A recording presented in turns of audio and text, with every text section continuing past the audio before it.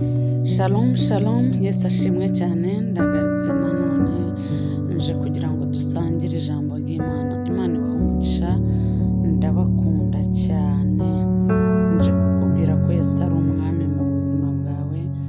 Nje kukubwira ko umugambi w'Imana ku buzima bwawe wabasha gukuraho umwijima, wabasha kugukuraho umwijima. Niyo waba ari wa mwijima mwinshi w'icuraburindi, ariko kubera umugambi w'Imana ku buzima bwawe wabasha gukuraho umwijima w'icuraburindi. Umugabo witwa Sawuli ari we tugiye gusoma, ndakubwiza ukuri, yari umugabo ukomeye cyane w'umunyamujinya, wicaga abigishwa ba Yesu, yicaga abantu bose bakurikiye Yesu. Yamenyaga ahantu hari abantu bakijijwe akabasanga akabica. Ariko noneho umugambi w'Imana ku buzima bwe umusanga muri wa mwijima w'icuraburindi. Imana yari yarateguye ko Sawuli izamukoresha ndetse imirimo ikomeye. Nubwo yicaga abigishwa, nubwo yicaga abantu bamenye Imana, nubwo yabatotezaga, nubwo yabafungaga, ariko umugambi w'Imana ku buzima bwe ntiwigeze umurekura. Ariho tugiye gusoma hano mu Byakozwe n'Intumwa ibice 9 guhera ku murongo wa mbere.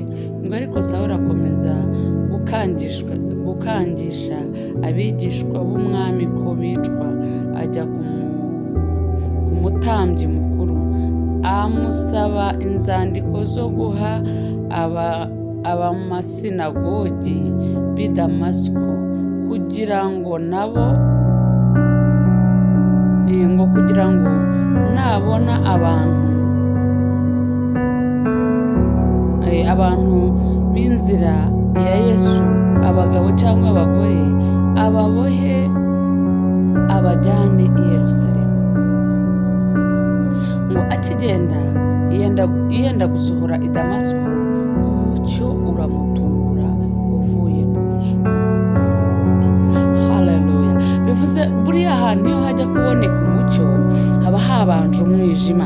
Ni ukuvuga ngo uyu mugabo Sawuli yicaga abakozi b'Imana, yari mu bantu bakomeye bafite imbaraga nyinshi, ndetse banga cyane umurimo w'Imana, banga cyane abakozi b'Imana.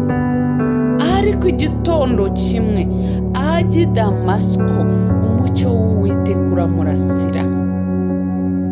Umucyo w'Uwiteka ushobora kukurasira nawe. Ndabizi neza umugambi w'Imana ku buzima bwacu ntabwo ari uwo gupfira mu byaha, oya, ahubwo umugambi w'Imana ku buzima bwawe ni uwo kongera gusohoka muri wa mwijima. Umugambi w'Imana ku buzima bwawe ni uwo gusohoka mu mwijima. Haleluya! Umugambi w'Imana ku buzima bwawe ni uwo gutungurwa n'umucyo. Ngo akigenda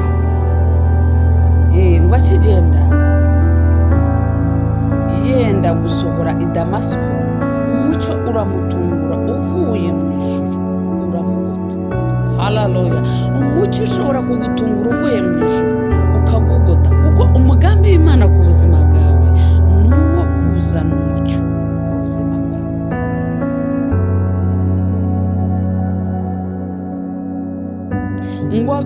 Ngo agwa hasi, yumva ijwi rimubaza riti, Sawuli, Sawuli, undenganyiriza iki? Umuntu wicaga abantu uyu munsi wa none yatunguwe n'umucyo. Igitondo kimwe atungurwa n'umucyo. Ndasaba umwuka w'Imana mu gitondo kimwe uzagutungure nawe. Haleluya! Ndavuga ngo Uwiteka Imana yacu adutunguze umucyo. Igitondo kimwe tuzongere kubona umucyo. Aramusubiza ati, urinde mwami?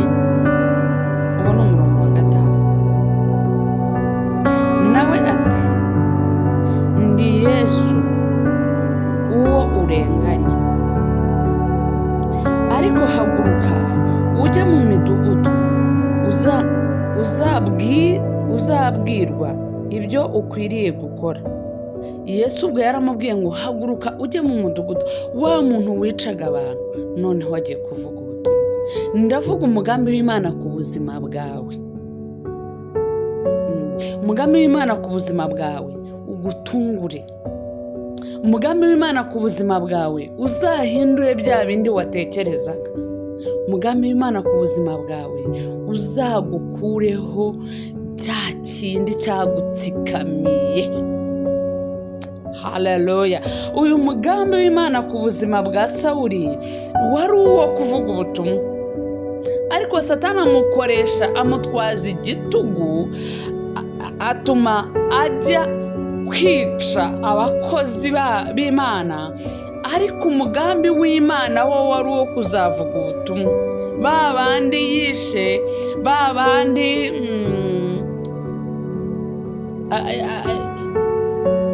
yarenganyaga, ba bandi yafataga agafunga agashyira mu nzu y'imbohe kuko yari afite ubwo burenganzira, uyu munsi wa none yari abonye indi misiyo noneho yo kujya kuvuga ubutumwa bwiza.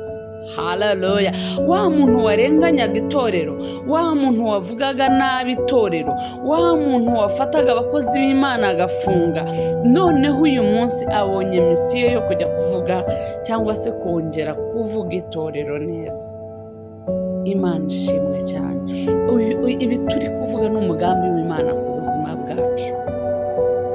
Umugambi w'Imana ku buzima bwawe uragukanda ukakugeza ku rwego ugukeneyeho. Umugambi w'Imana ku buzima bwacu utugeza aho dushaka.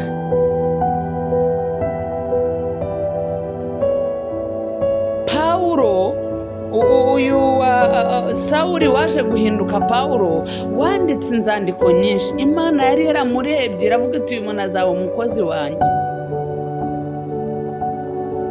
We nubwo yakoraga ibyo, ariko umugambi Imana yari imufitiye wari uri ku rundi rwego.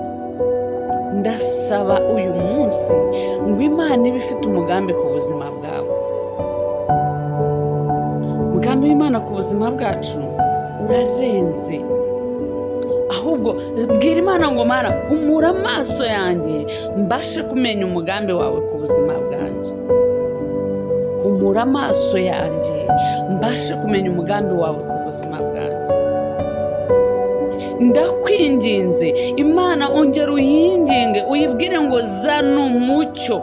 Nubwo ndi mu mwijima, nta hantu umucyo ujya ugaragara hatabanje umwijima.